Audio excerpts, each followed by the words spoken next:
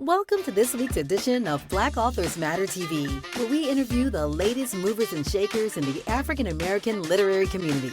You'll meet some old friends, discover new ones, and stay abreast of the latest book developments around the country and even the world. So sit back and relax for the next 2 hours with Black Authors Matter TV co-hosts Gwen Richardson and Dr. Rhonda Lawson.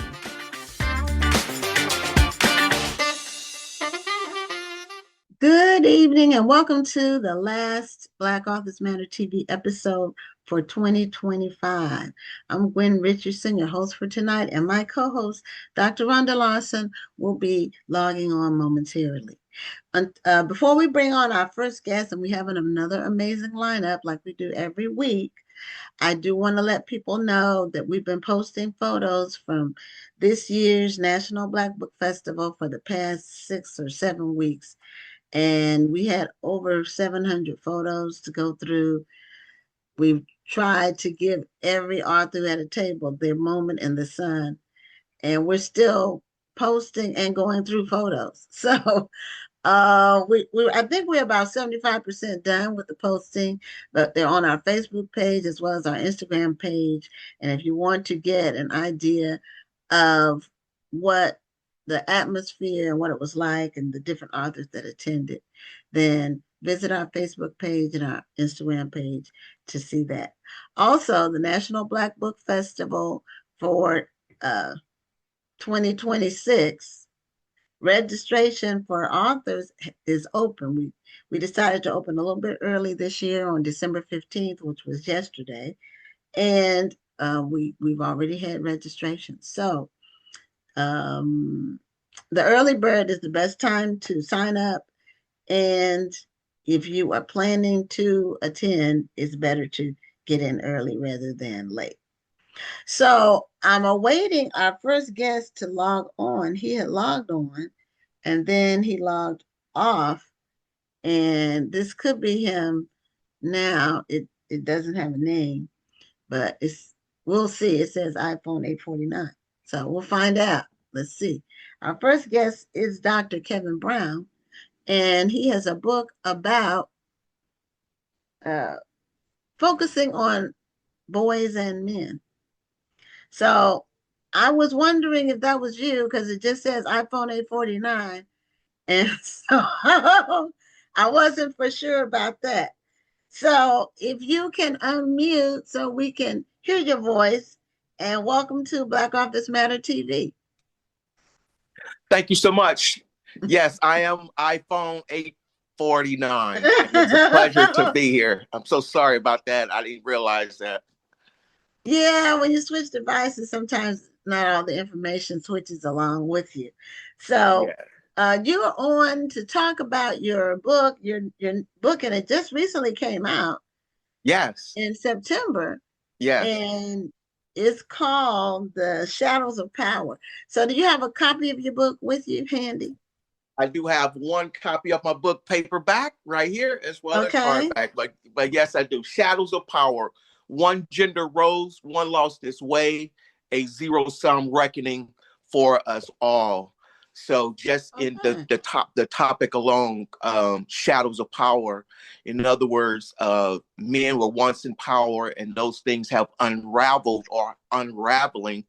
And one gender rose, meaning females have made tremendous progress over my book starts in the 1600s and comes forward, but over the 400 years, women have made tremendous progress on various platforms. However, I make it tremendously clear, but they still have not arrived. There's still lots of work to be done, but they have made tremendous gains, a zero-sum reckoning for us all. In other words, some of the things or many of the things that men have done that have worked against society, worked against people, enslaving people, telling women they can't go to school, they have smaller brain, God chose them, Jim Crow, slavery, all those things, we're living in the shadow and still trying to clean those things up. But we have to do it together. We can't do it in isolation. We have to work together in order to help men and women at the same time. And in this very vast, rich country, we have the resources and expertise where we can help both males and females. Okay, did you write your book with, I'm assuming because you mentioned Jim Crow and those things, that your target audience is an African American audience. Am I correct on that?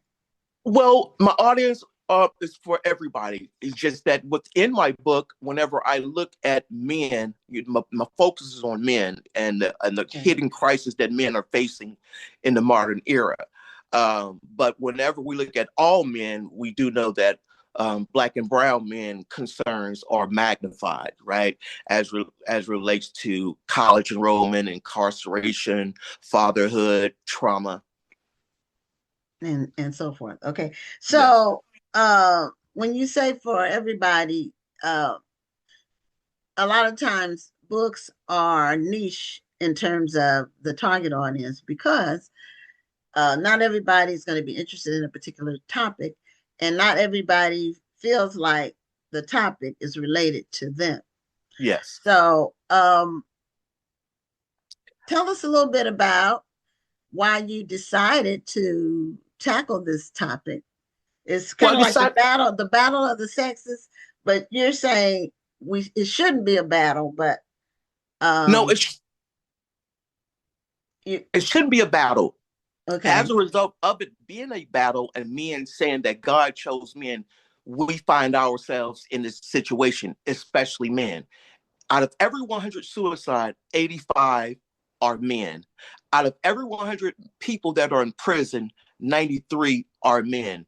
75% of opioid overdoses are men. Fentanyl. Men are 12 times more likely to be gamblers. 37 to 38% of college enrollment are men. When we look at females, it's 60 to 62%. Men missing from fatherhood, increasing the likelihood that children will be exposed to what we call ACEs, adverse childhood experiences, or trauma. So when we ignore males, when we ignore boys, we're telling boys that they don't matter. We're telling males that they don't matter. But we're also telling mothers, fathers, sisters that their brothers, their uncles, that their neighbors do not matter. But most of all, when we look at the globe, we're talking about half of the globe. So these concerns that we're experiencing in America as it relates to boys and males was not limited to the United States. We see that it's happening in 70 of the largest industrialized nations where men are finding themselves, indulging in drugs, loneliness. We know that loneliness is an epidemic and increases the likelihood of suicide, heart disease, stroke. Men, 7 to 10 million fewer men are in the workforce compared to 1969 when Lyndon B. Johnson was president of the United States. So all of these concerns cannot be ignored because it interrupts life as we know it, right? It interrupts the stability of the family as we know it. So we have to make sure that we are putting laws, policies, and strategies and techniques in place to accommodate boys in school, to accommodate boys in society, families, everywhere.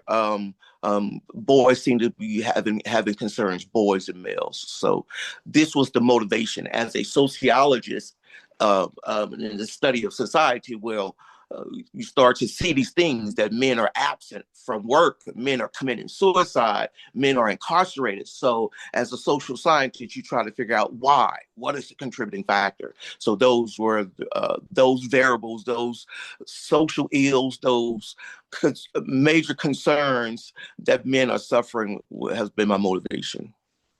So what do you see as some of the factors? And of course, this didn't happen overnight. It happened over decades. It was triggered by the government or society trying to create some balance. And then in some ways, when for every action, there's an equal and opposite reaction. So, and that's science. Some Yes. people say physics. It's also social science and all of Yes. those. If you do one thing over here, it's going to create another thing over here. And a lot of Right. people don't realize that things don't happen in a vacuum, Does meaning not. that there's lots, it affects other things. It's not just, even when you think you're zeroing in on this one thing, it's creating a problem over here that That's you didn't right. anticipate. Yeah. So that's a very great question. So that's why I went all the way back to 1619, the first slave ships, 1636, the founding of Harvard. Men were in power, explicitly white males, Constitution, creating the Constitution. Females can't go to college. Men bragging on the fact that they created the airplanes and the Model Ts. Well, we get to say, well, of course, only males were able to go to school. Females were not able to go. But where did this come from? Patriarchy, social construct, men saying that females were better at home. For example, 80% of school teachers are females. Well, that's no fluke. That started all the way back then. Females had to stay home and teach their children. So ultimately, they play the piano and all these things. Ultimately, they became school teachers, right? But they continue to fight. But men continue to suppress them. But men trying to live up to to these these roles that patriarchy defined, the roles for what males should do and what females should do. And when females do not live up to them, over the years, it has gotten them into trouble, abuse, right? Trying to live up to these, what we would call today, toxic masculinity. Guys learning from other guys, what we call, as sociologists call guyland, learning from other guys, but learning wrong information on how to behave, don't cry, don't seek mental health, right? Or treat your wife this way or treat people this way. And we know those things work against us, but who display these behaviors the most are males. And we find a lot of these things are reasons as to why males are suffering with the concerns that they are suffering with today as relates to loneliness and suicide and incarceration. Okay, so as a sociologist, what do you see as the solutions or the remedies? Well, in the book, I make two strong suggestions. First of all, we treat young boys as if they are broken girls, when in reality, boys and girls develop differently. When we go back to the 1800s, I realized that there was really nothing scientific about when we should start school. We just said at 5, we're going to start school. Today, we know that many times that work against boys. You know, when we look at special education, 1 out of every 5 boys are in special education. Is something wrong with boys, or is something wrong with the school system? Is something wrong with the school system? So we have to focus on boys. We have to not be afraid to talk about boy and men pain that they have. We cannot be afraid as a society, schools, YMCA, urban league, church, politicians, to acknowledge these real facts that guys are suffering with poor self-regulation. Guys are suffering with poor non-cognitive skills, and guys tend to be more emotional. For example, when we see what's happening in the news today, shootings at the hand of men. When we see Charlie Kirk in Utah, at the hand of men, right? When we see the president was shot, man, men tend to be more emotional and act out whenever people differ or have very different viewpoints than them. And these are just small situations. That's not to talk about the Oklahoma bombings and all the school shootings and things. And the reason why we have ADT and why you have an alarm on your car, more than not, is because of men. So we have to acknowledge that and work with men and boys In elementary school, we need to hire more male teachers despite males' race or ethnicity. Boys usually do not encounter male teachers until they are in middle school, 6th, 7th, or 8th grade, some even later than that. We know that when there are more male teachers, it decreases the likelihood of boys going into special education. It also increases the likelihood that boys would graduate. Just making sure that we are dealing with boys' mental health, trauma within the schools, and working with our parents to give them strategies and skills to better assist their children, both boy and girl. Okay. We know that there's a problem, and we know that there's some factors that have led to the problems increasing. So some of the things that I have seen, of course, is I'll call it the deconstruction of the family.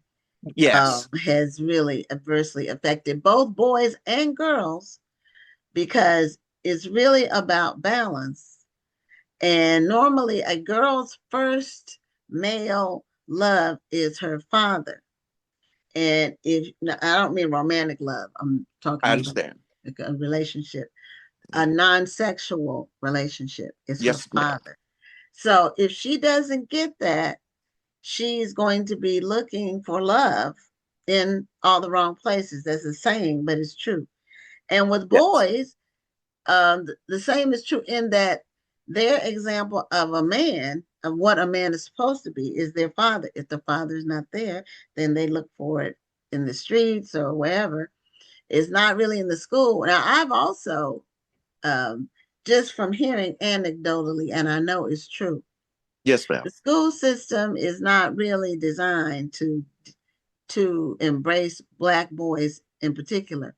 And what they do, because boys are more active and rambunctious, as people say, instead of harnessing that and working with it, they give them drugs.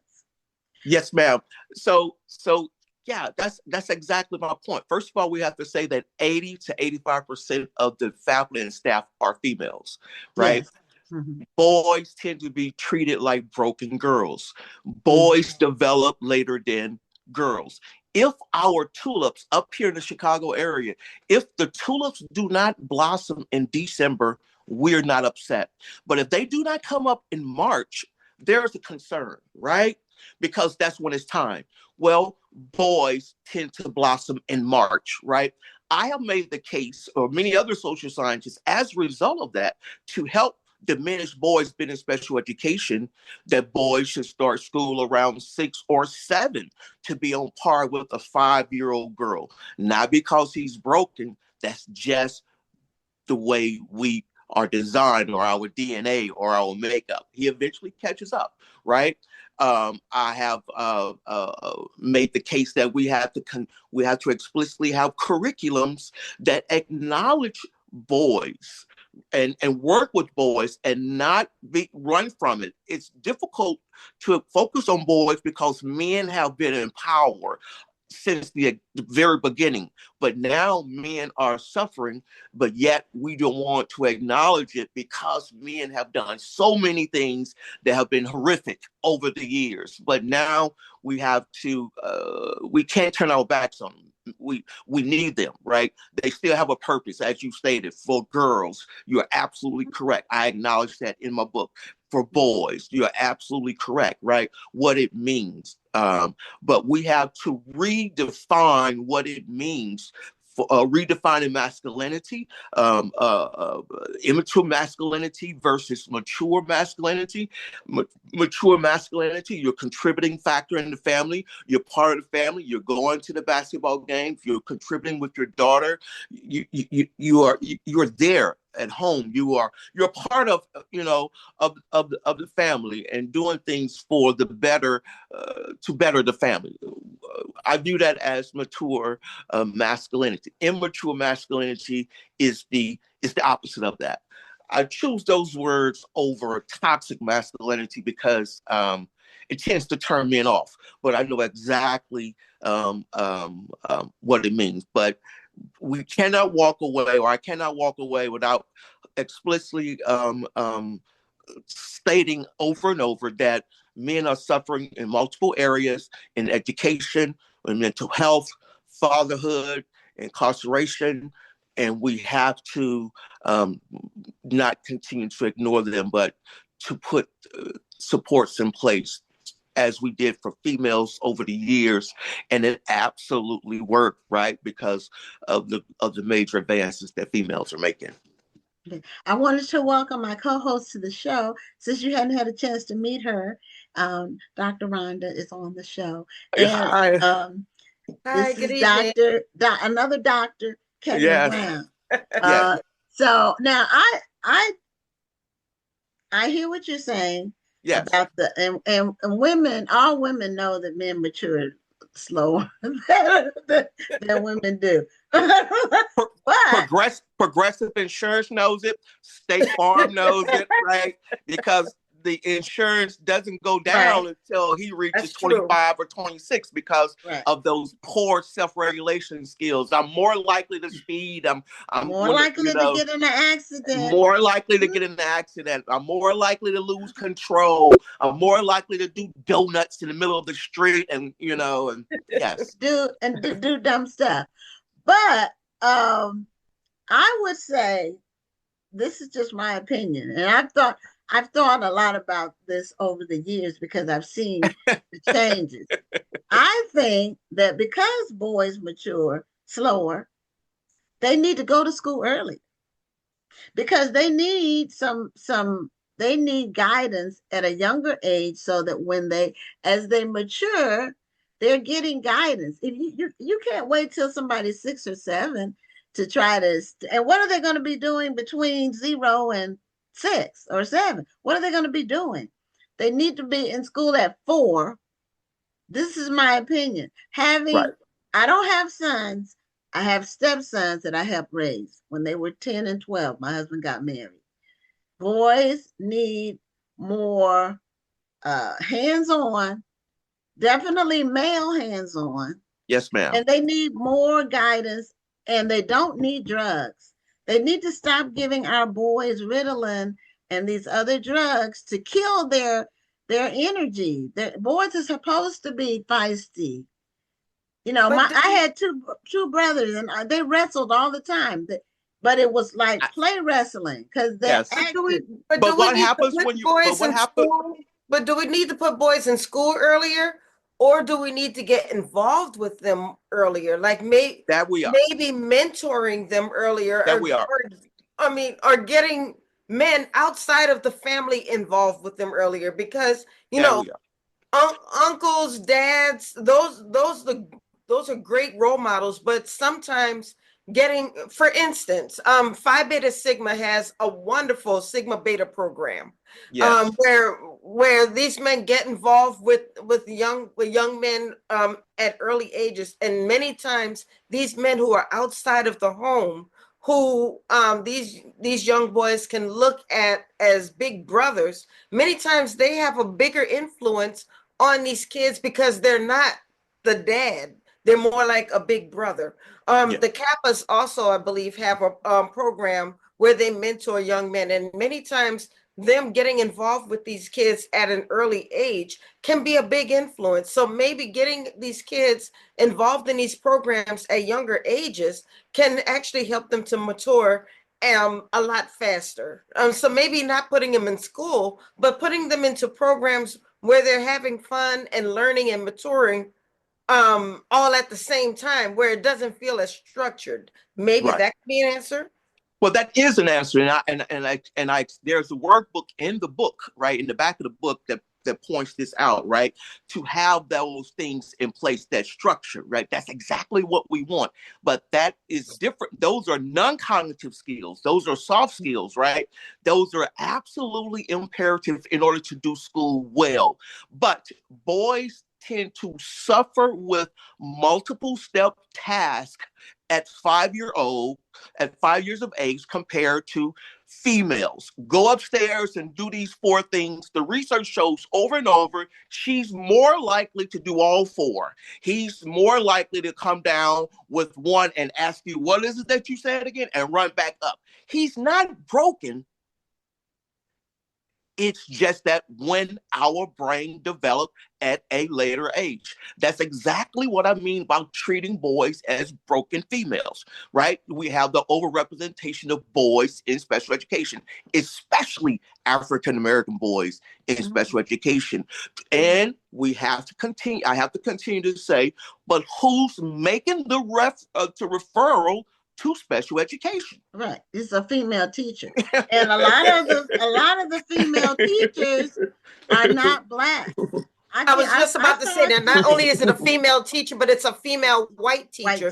Who is telling, because the same thing almost happened to my nephew. It was a female white teacher who said that my nephew should be on Ritalin, things like this. So, and I refuse to let them take that Ritalin, because what you're not going to do is drug this young Black man instead of finding a program that can fit him, so you can find his talents, so he can blossom. You are not going to drug him up and then blame him for being drugged up later on. Yeah, right. If they're zombies, if we allow them to develop later, it diminishes wanting to put them on drugs because they have matured. That's exactly the case that I'm making. But here's the other part. This is not limited to the United States for boys. This is Canada. This is Africa. This is Afghanistan. This is Australia. This is France. This is Japan. This is China. It's over the globe. So if it's over the globe, we have to consider, are there some biological factors here that we have to consider? Absolutely. We call that the frontal lobe. Boys' frontal lobe develops later. Boys often suffer with frontal lobe concerns, more so than girls. Autism, bipolar, schizophrenia, ADD, ADHD. Boys are more likely, yes, females, but boys are more likely to suffer from those things, or they are told that they have those things. And in many cases, or there have been many situations that wasn't it. It was just immaturity. Or just a boy being a normal boy. Yes, I accept that. That acts like a boy. Boys are more rambunctious. They have more energy. Yes. And if you give a girl a task or a assignment, like you were saying, a girl's gonna be more likely to sit quietly and do it. A boy might jump around some and get distracted by his cars or his blocks or whatever. He might still get it done, but he's more likely to be distracted. And that distraction, ma'am, gets him kicked out of the classroom. Yeah. Right. So now he's being a boy. He's going when they run through the door, they tend to jump up and slap the top of the door. Right. They tend to, if we have decorations in the hallway at the school, they jump up and pull it down, or they gonna dunk the fake basketball.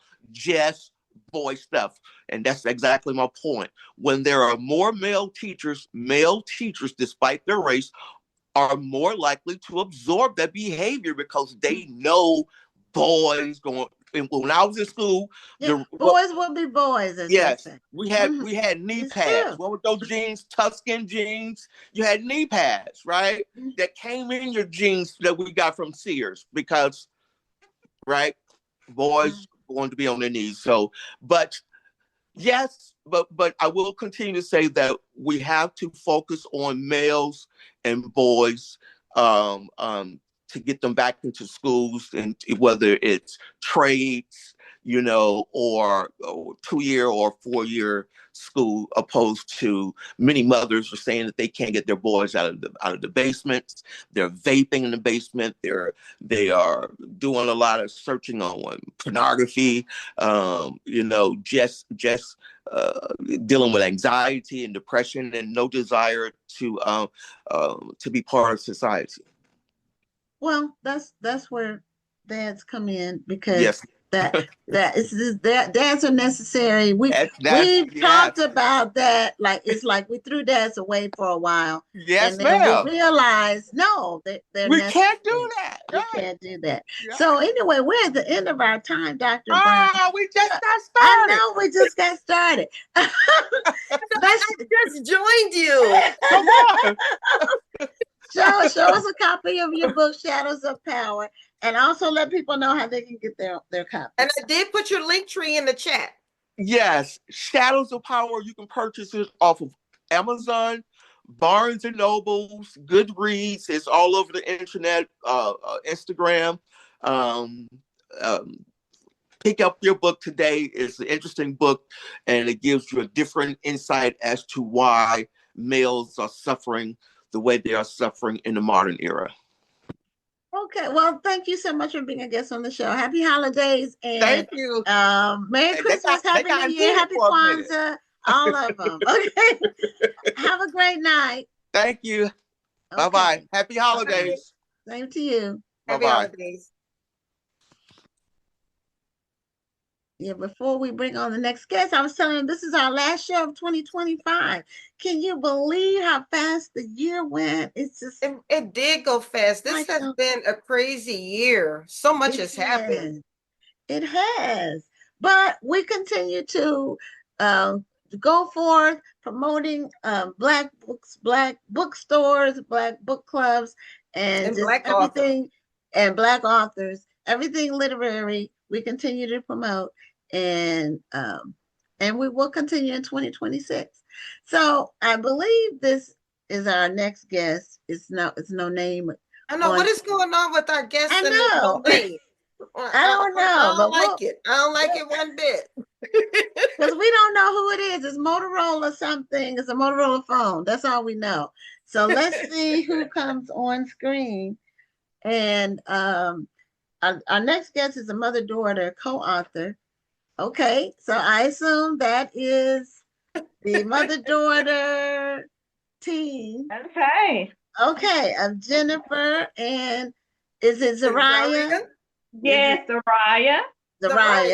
Okay, Zariah Richardson Wilhite. And you both look beautiful.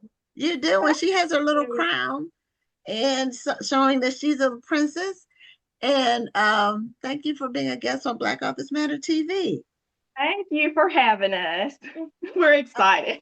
Okay, so you have two books, I believe, or is it one book with two titles? It's two separate books. Two separate books. Okay. Okay. So tell us the two books that you have that you did you write them both with Zariah or Zariah? Yeah, Zariah. Yeah, Zariah. Okay. All right.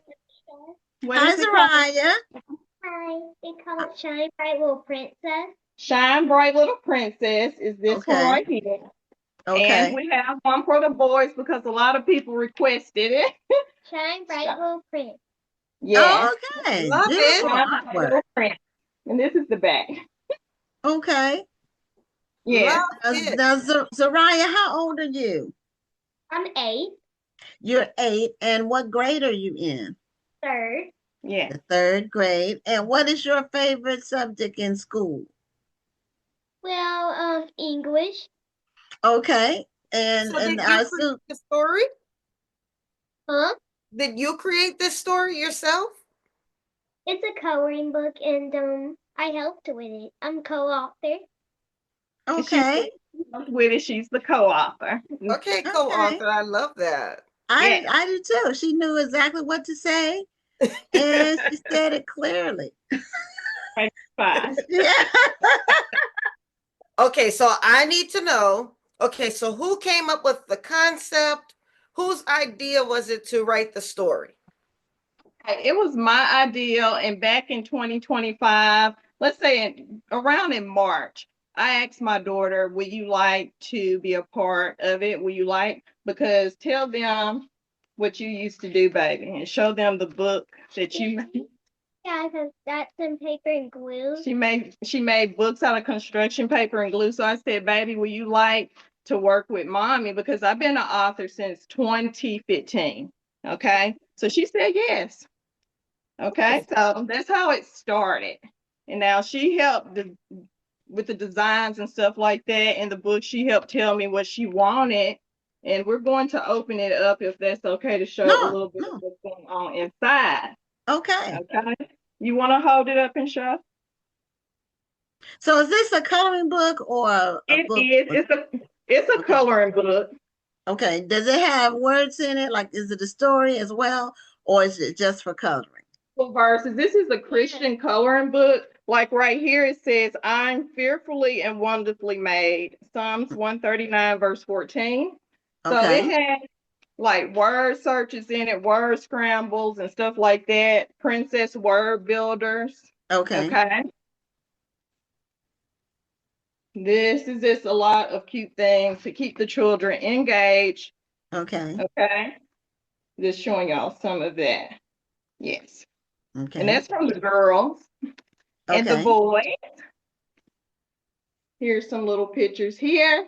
This one says, be thankful. And this page over here, be ye kind one to another. All right. Okay. That's good advice at any age. I know, right? And you know what? That might be a lesson for adults because we're that's worse than the kids. Yeah. Be kind. It doesn't cost anything to be kind. That's right. Smile. It's free, but people don't do it. And you get a lot further with a smile than you do with a frown. Oh, and thank you. Yeah. Thank you.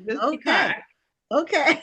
Yeah. Okay. Now that you're wonderfully made scripture, that is a scripture after my own heart. Yes. My daughter and I wrote a book called You're Wonderfully Made for teen girls. And when she was a sophomore in college. Yes.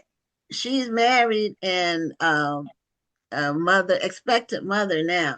So so I'm gonna be a grandma for the first time. Yeah, but we wrote that because people were asking us about they were asking me what I did with her because she the way she turned out in terms of her matureness and academics and all of that.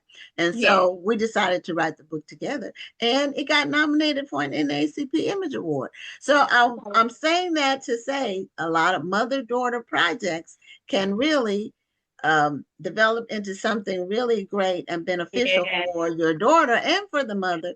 And she ended up getting money for college because of that book. Because of the nomination, she got substantial money for college. Wow. So just keep that in mind. You don't have to quit. You can keep going with it. And, a lot of things can develop from that, from that activity. Yes. We want to show y'all something. We're so excited too. Okay. December the 11th. Let me pull up this little picture here. Okay. She has her books in stores. Okay. God is so good. Yes. Yeah. Her books are displayed in a store in Alabama. It's called West Coast Loft. Okay. And it's a Black-owned business, and she was so kind to put our books in our store. And we was just so overjoyed over. We came back home. We went to the store. We got pizza. We got cheese. We was gonna get cheesecake, but they didn't have it. to celebrate what God has done, because He just keeps opening doors. And while we were in the store, it was a pastor's wife that was in there, and she blessed by buying a book for my baby. And she said, come to our church anniversary tomorrow. So we did. And she told everybody about Zariah and I coloring books. And we got so much support from it. And I just thank God for that, because our coloring books is not just about making money for ourselves, but we take a portion of the proceeds and stuff goes towards helping the homeless, the poor, needy, and stuff like that. So we want to make a difference in this world, because a lot of people are out there hurting. A lot. So that's what we take that money, some of the money, and we help out with the poor and stuff. And we also have something else lined it up. We were at Walmart, and this lady recognized the Ross. She was like, she looked like Gracie Corn. I was like, she was like, I said, Okay, it's probably the hair. But she recognized that she's seen the books in Walmart or whatever. Somebody had the books because we sell them wherever we go. We didn't sold over 250 copies since the release. But she wanted to ask you, she said, I am a school teacher and I would love for you to come to my kindergarten class to tell the children about your book so you can color with them, read the Bible verses and stuff. So I just thank God for opening up another door for us to be able to do that, to help spread the gospel through these books to these children, to get their minds focused on God at a very young age. That's wonderful. And one thing I want to commend you on, and I say this quite a bit. When I was young, my mother recognized that I had a talent for writing and she poured into it. And the fact that you recognized that your daughter had a talent for writing and for art, and that you poured into it, and that you were already a writer and you already had a platform, and that you shared your platform with your daughter, and now you're helping her to build her own platform. I just want to commend you for that, because you never know what that will turn into. And so the fact that not only is she becoming a writer and an author in her own right, but that she's building that platform and she's opening doors for other young children, and she's building a platform where she is where you're starting a foundation, where you're actually taking some of that money and you're helping other people. I mean, you just never know what that'll turn into. Zariah, you may not even turn out decide to be an author when you grow up, but the fact that you are using these skills may turn into something else. I'm an author because my mother poured into me as a young child, but this is not my main job. I have a good government job. And I also retired from the United States Army as a military journalist. So I was able to use my writing skills to build not one, but two different careers. So keep working on your writing, keep building on your writing, because you never know where it will take you in life. So I just wanted to take the time to pour that into you. And I wanted to make sure that I took the time to commend you, Mom, for what you're doing, because you're building something powerful, and you just don't know where that's going to go. That's right. Thank you so much. And it's also something that she'll always remember, Yeah. And that's absolutely correct. There are things that happen in our lives. A lot of times when you look back, it's like a flashpoint. You don't remember every detail, but you remember the high points. And this will be one of her memories. Now, Zariah, when you go out and talk to children or people about your book, how are you able to do it without being nervous? Good question. Go ahead and answer. I'm a little scared. Oh. God is with me, and so there's nothing to fear. Oh, that's wonderful. And you're absolutely right. That's a good way to approach it, because even when we grow up and we have to talk to people, we can be nervous. So that little nervousness doesn't go away. But we become more confident, hopefully, that God is with us as we mature. Right. But sometimes the Bible says out of the mouths of babes you get the truth, and sometimes children can be more fearless than adults. They haven't developed the fear of rejection or whatever yet. That comes with being rejected, as we go through life. Yeah, she received a few people that she went up to. One guy, she was trying to tell him about her business card. She had the business card here, and she was letting him know about, hey, Shine Bright Little Princess, I'm the co-author. And he was like, oh, no. And he said, have a good day. And he left. And, that got to her. But I told her, just don't let one person or two people or whoever it is we're going to experience that all the time. There are going to be people who are going to diss you, and there are going to be people who are going to pour into you, or just walk away, or they'll say, I don't read books, as if they're bad. That's a big one. I'm like, I wouldn't tell anybody if that was the case. And they act like it's a badge of honor. I'm like, okay, shame on you. But anyway, I don't say that to them. I say that in my mind. That's right. I'll say it to them. I'm gonna tell y'all this. It's a lady you said of pouring into. The third person that we asked to sell a book to, she was like, I'm gonna help you sell these books. She volunteered. She said, I don't want nothing in return, even though we blessed her. Her name is Miss Annette. Within 3 weeks, this lady sold over 100 books. Every day she was calling me and was like, I done sold them. I need more books. And I was like, this is amazing how she just helped us. And I just thank God for her, because she really got us going where she said, you take them books in the store. She said, I go everywhere with the books. Okay. So we take our books with us and we let people know about them. And we get a lot of support and a lot of donations to help out with what we're trying to do for God. And I thank God for the opportunity. Well, now, is Zariah your only child? I do have another one. So I have 2 children. Okay. All right. My oldest is 15 years old. And I asked her, would she like to be a part of doing a coloring book called Shine Bright Teen Princess? And she was like, yeah, I think I would like that. But Mama, I'm scared to go out and ask somebody to buy a book. So I told her, wait.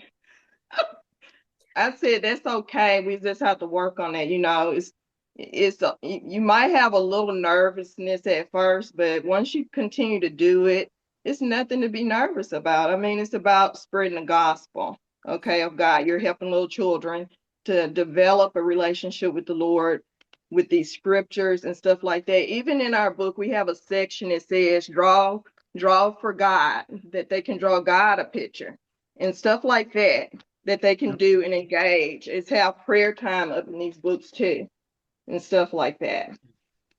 Now, did you? It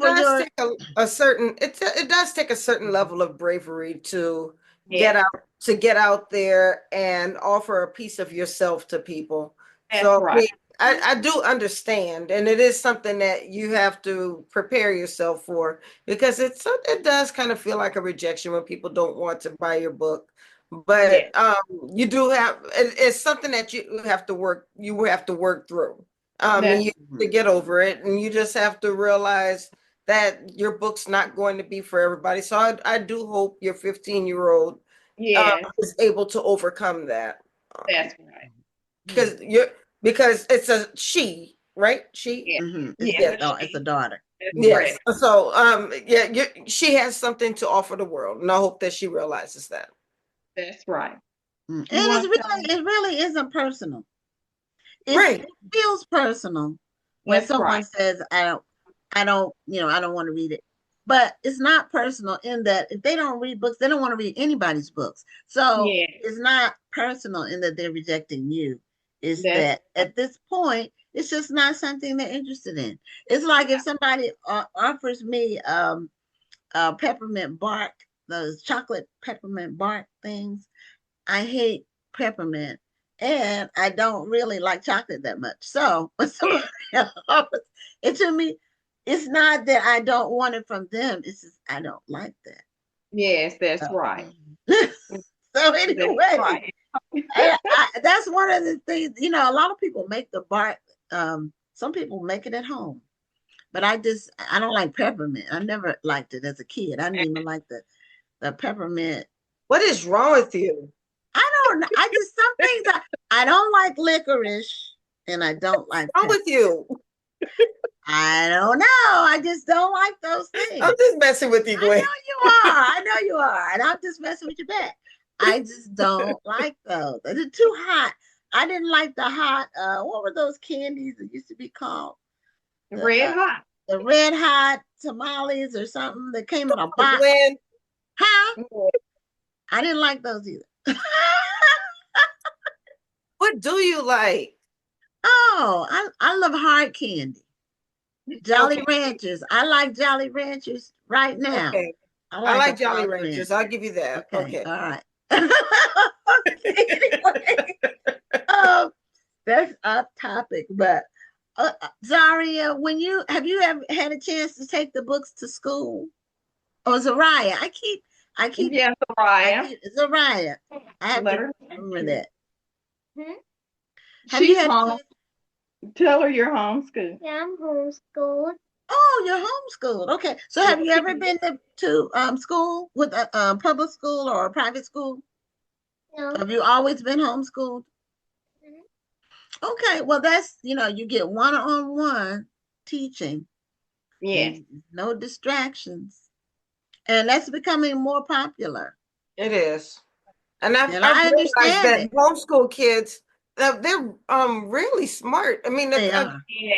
I guess because you can set the curriculum yourself. You That's don't have to follow a specific curriculum. So kids who are homeschooled, you wind up learning something that's a bit more advanced sometimes. Yeah. You get to learn at a different rate. So I've noticed that homeschool kids just know a lot more sometimes than the kids who go to school and have to learn at a specific curriculum. That's right. That's right. She get that one-on-one time with mom. Yes. Yeah, you're not competing with 35 other kids for the teacher's attention. That's right. It's hard. And then school is, you have some people who are disruptive. I'm amazed at how teachers are really able to manage it all. But they have a calling, I have a good friend named Mary, Rhonda, Mary, and she teaches, and she just has an anointing. She has ideas to help engage with children, and she teaches middle schoolers, so that they're not little kids. But she really likes it, and she really does things differently so she can get their attention. So a lot of times kids are bored in school. If you're not giving them something that's interesting or teaching them in a way that's interesting, they can get bored, and then a lot of times they'll become disruptive. That's true. Because they're bored. But now, what made you homeschool, Jennifer? What made you decide to do that? Yeah, I just want, with all the stuff going on in the school system, like school shootings and stuff like that, and teachers getting with the students and stuff, crazy stuff like that, I was like, I want to homeschool, and plus to teach my children at home about God and stuff instead of evolution and stuff like that. So that was another reason as well of what I want my child to be learning in school. So I have them on a curriculum. It's a Christian-based curriculum. Okay. Now we sent our daughter to private Christian school till she was in 10th grade, and then she went to public school for 10th, 11th, and 12th. And I don't regret any of it at all, because they get the foundation, and so when they do go to public school, the distractions are not as distracting for them. And then they figure out how to make friends with other kids that are smart. And so it works out. It works itself out. Yes, that's right. But parents have to be involved with their children's education from the moment they set foot in school until they graduate. That's right. Because it's not kid and parent friendly like it was when I was in school, where everybody was on one accord, and teachers had total respect in the class. They had the authority and the respect, and the parents and the teachers were on the same page, and you didn't have people coming in bringing in crazy ideas. They were teaching the basics, and some additional, like language or some higher level, not a lot of cultural stuff that's now is like they're doing everything but teaching them how to read and compute. So but every parent has to make a decision based on their family situation and their finances and so forth. And it is a sacrifice, because if you're homeschooling, are you able to be employed? That's correct. I am. Yes. Oh, okay. I have a home-based business. Okay. I really like that. I can really multitask and do what I got to do with that. So I really love it. So I have my own business and doing pretty good. Okay. What do you do for your business? What is that? What do you do for your business? Okay, I actually have a beauty supply business, and I also design and make wigs. Oh, okay. That's a growing business. It is. People are wearing wigs now, and these wigs now look like, real hair. They really have perfected. In the old days, wigs look like wigs. They look really like wigs. There's no real, it was like sitting on your head, but it wasn't really a style, Looked like a wig. But now the wigs don't look like wigs. Yeah, it used to be, back in the days, this was like for old folks now. Yeah, wigs were for old people. Yeah, but now it's not. It's for everybody now. Right. So, Zariah, do you want to write some more books? Do you want to write some more books, Zariah? Yeah. So do you already have an idea? Huh? Do you already have an idea for some more books? Well, no. Uh-oh. She don't have enough. Not yet. We was thinking about doing an animation cartoon series based off of Shine Bright.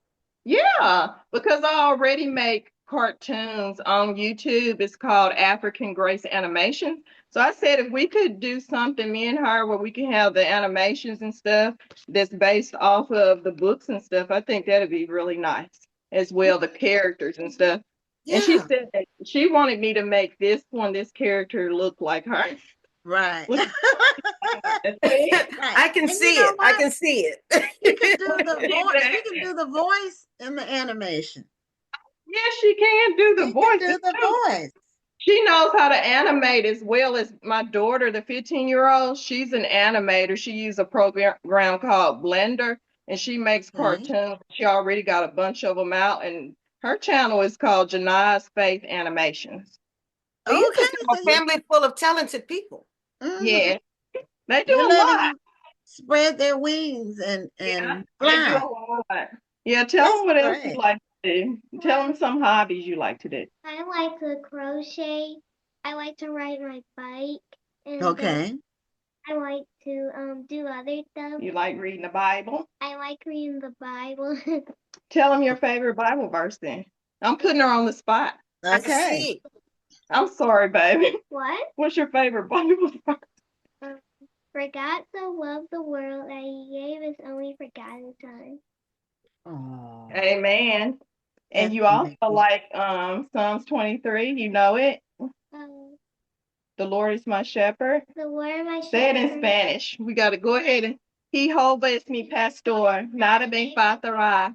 En lugares de delicados pasto mejor descansar. Junto a aguas de reposo me pastorea. Comfortar me alma. Me guiará por sendas de justicia por favor de su nombre. Uncandian and it. Whoa, Lord. Okay, she said. I see. She got you. She got you, Mama. Yeah, she did. She went on, and I was tongue twisted. Good for you. Good for you. See that children can learn. That's right. Taught. They just have to be taught. That's right. Congratulations on your book. Thank you. And all the things you're doing, your business, your book, your animation. It's the creativity. I love it. That's right. Thank you so much. You're welcome. And thanks for being a guest on the show. Show the two books one more time. The one for the princess and the one for the prince. So Shine Bright, Little Princess. Bright, Little Princess. Okay. And then Shine Bright, Little Prince. That's it. I love the book covers. They are gorgeous. Thank you. And we have them online too. We have the web stores and stuff. Okay. Yeah. She wants to. Okay. Okay. Okay. And we did put your link in the chat. So everybody click on the link and let's make sure we support these books. Thank you. Okay. Thank you so much for being a guest on the show. I appreciate it. You enjoyed it. I did. We had fun. Okay. All right. Congratulations and keep up the good work. We will. Thank you. You're Thank welcome. you. Bye. Bye-bye. Yeah, I love it when we have kids on. Yes, me too.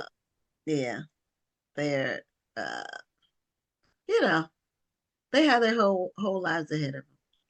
And if they start off with something positive, that can carry them through, even when they have some rough patches. Yeah. So our next guest is Kimberly Brown. She has a new book out, and today is her release date. So her book is brand new. We love release day. Yeah. And hi. Welcome to Black Authors Matter TV. How are y'all? Fine. Wonderful. How are you? Congratulations. Thank you. Yeah. Now you have a copy of your book? I do. Okay. So Where Secrets Find Solace.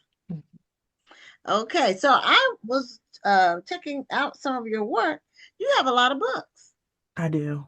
How many do you have exactly? Ooh, I haven't counted recently, but I know it's over 50. Oh, okay. And are they all romances? It's a mixture of romance, women's fiction, urban romance, erotica. Oh, okay. And I have a suspense in there too. Okay. And you're with Black Odyssey Media for, I think this new book is through Black Odyssey, isn't it? Yes, ma'am. Okay. And you had another book through them. Were you on the show once before? Yes, we did it on my release day for Courage to Love Again. Okay, that's what I thought. I didn't get a chance to look it up. But I thought you were, because we've had the Black Odyssey, I think all the Black Odyssey authors have been on the show at least once, and some more than once, depending on how many books they put out. So your other books, do you self-publish or are you hybrid? Or? I'm hybrid. I mostly self-publish though. Okay. All right. So what do you like the most about self-publishing? I guess probably releasing as much as I would like. I know with traditional publishing, this book, I think I wrote this book about a year ago. So I was very anxious for it to come out. Lift it up a little bit more. There we go. Okay. But I was very anxious for this book to come out. Yeah, that's a gorgeous cover. They did an amazing job with this cover. I was very anxious for it to come out. Very anxious for people to, be able to indulge in the story and get their feedback on it. So having to wait for an extended period for them to get into it, I was very anxious. Okay. And that is true about self-publishing. You can publish it whenever you want to, whenever it's done. Whenever you're done, then you get it edited. I tell people all the time that for me, staying self-published works for me. The way my schedule is set up, I could not be traditionally published because I can't follow the schedule because of just having a full-time job and everything else I'm doing. I wouldn't be able to do it. I have to be self-published. Well, being an indie author is my full-time job now, so I definitely have to publish as often as I can because pays the bills. I can see that too. Yeah. Okay. So you're a full-time writer. Yes, ma'am. I've been full-time since October of 2023. Okay. All right. And what were you doing before you became a full-time? I was a behavioral health assistant at the Department of Mental Health. I worked with the kids in a psychiatric hospital. So. Oh, okay. Wow. Well, that was pretty demanding, I'm sure. It was. Yeah. They gave me a good bit of material. What I was going to ask you, were you able to utilize some of your experiences in your storylines? Not naming names, just situational. Probably some of the situations for some of the more extreme characters, like some of their behaviors. I've seen a lot of I don't want to say mental cases, but a lot of behavioral issues that I can also implement in books and do it the correct way because I've seen it firsthand. Mm-hmm. So when you got with, how did you end up with Black Odyssey? So when I got my first traditional deal, I was under Beloved Publications. Um, and What is Lashira it? Is it Beloved Publications. are you saying Be Love? Yes. Okay. All right. I was under her She's publishing been on the company. show. I was under her publishing company, and they presented an opportunity for a few of us to be able to do a traditional deal. So that's how I got in that one. Okay. And then my literary agent, Lashira Lee, she kind of pitched this story to Black Odyssey again for the second deal. Okay. Yeah, we're familiar with Lashira. She's been on the show.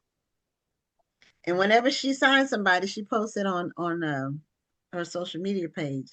So I get to see some of the names of the authors that she's representing. So when you went with Black Odyssey or whoever you wrote under, did you go through an agent every time when you were with a traditional publisher? Did you use an agent each time? Because some people just approach the publishing company, and a lot of them really require an agent. But then sometimes they'll take a book if they really get to take a look at it and like it.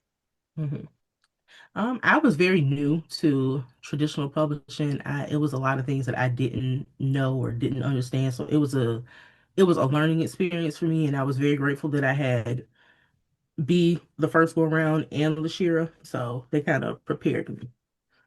Oh, that's good. Okay. So what's the book about? What's the storyline for the new book? So we have Alea Chambers. She has spent the last 10 years in prison for unaliving her mother's boyfriend because he has sexually assaulted her and sexually abused her since she was 14 years old, from 14 to 17. She unalived him. She spent the last 10 years in prison, and her new lawyer has been trying for a year to get her out. So she's been reviewing her case and talking to people and getting other people to review the case. And she finally gets the parole hearing, and she's granted parole. It's mostly women's fiction. It's mostly focused on her character and her life after jail and trying to reconnect with her sisters because her mom isn't letting her sisters. She's never let her sisters talk to her the entire time that she's been in prison. She's written them letters. The mom wouldn't give them to them. So she's basically trying to rebrand her relationship with them and find a job, adjust back into civilian life because she was 17 when she went to prison. So she's 27, 28 now. The subplot of this is romance. The second lawyer on her case is actually the guy who was one of her best friends during high school, one of her only friends.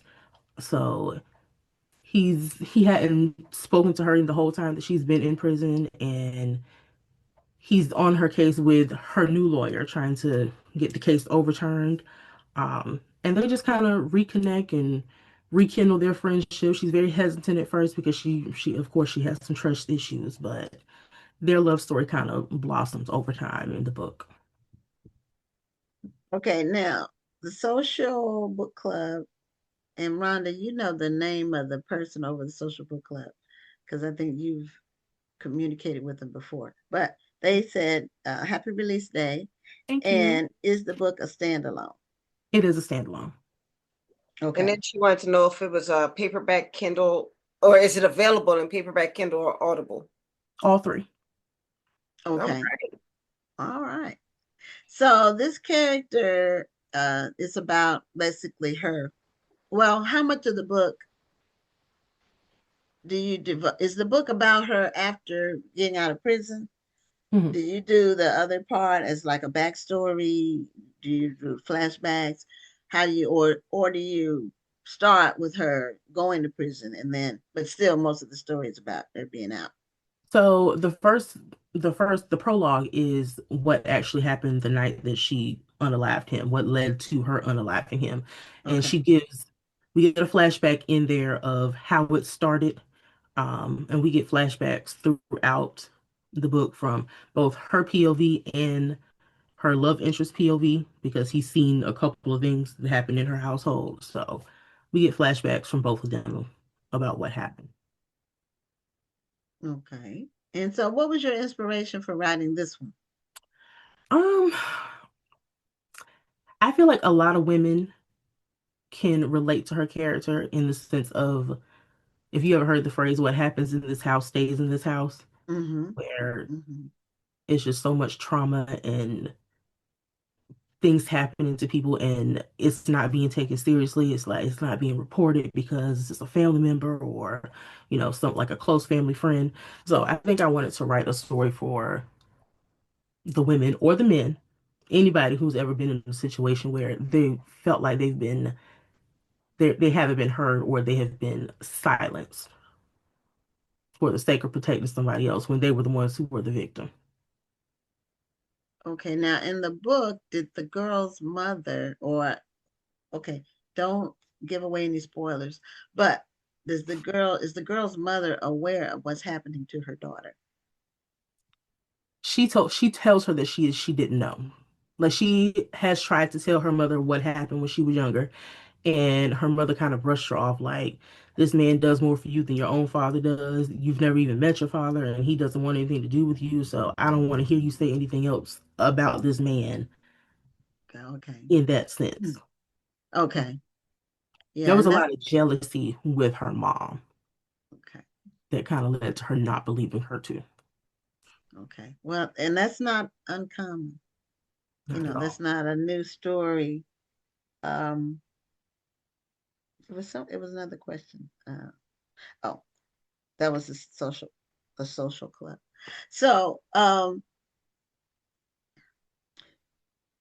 based on your array of all the different books that you've written, what would you say is Kimberly Brown's like signature, or how do you know a Kimberly Brown book? How does a reader know a Kimberly Brown book? It's definitely going to be an emotional read. You will probably feel every emotion. You'll laugh, you'll cry, you'll probably want to fight someone. You might want to curse someone out. So you'll definitely be in your feelings. You'll definitely Okay, be in your feelings. so that's in. So is that from book one? What was the title of your first book? Do you My first book remember? was called Pretty Cage Bird. Pretty caged bird with a Yes. D. hmm Oh, okay. Now, what was that one about? And based on just your volume of work, how do you think your writing has changed or evolved? So, what was that first one about?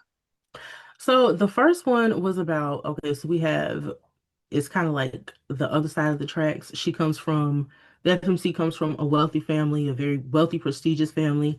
Um, the MMC, once upon a time, he was into illegal activities, but he's kind of, he was into illegal activities because his father passed away. His mother, she needed help around the house, like help raising his twin siblings, his younger twin siblings, and keeping food on the table, keeping a roof over their heads. So he did what he had to do, and he's been far removed from that life for so many years now. So he's running his father's barbershop. Um, the FMC is one of those things where money doesn't make you happy. Her mom was very controlling. She was trying to marry her off to someone to keep money in their family and keep up looks and appearances. And the FMC did not want that. She wanted to live a normal, regular life with normal, regular people, and she wanted to find her own love. So she ends up going to a charity event, and her fiance, the man that her mother wants her to marry, he was there. Um, and she ends up leaving in the middle of the charity event and gets her best friend to come get her. And they end up going to a club. And that's when she meets the MMC. And they've just kind of had it was kind of like a love at first sight type of thing for them. They were very attracted to each other. He wanted to get to know her. She wanted to get to know him, and her mother absolutely forbid it. She ended up coming to the club to get her with their security, so she kind of snatched her up out of there, and it was very embarrassing for her. She forbid her to see him, and she did not listen. So she Okay, it was sounds a determined she little was bit going to like have the her own love. lady, the mother in Medea's family reunion. She definitely gave her I vibes. love the way you're talking about him because you sound like you're talking about some folks you know. Yeah. And the crazy thing is, I mean, I guess because I spent a lot of time with some of these characters, so I do feel like I know them. Yes. I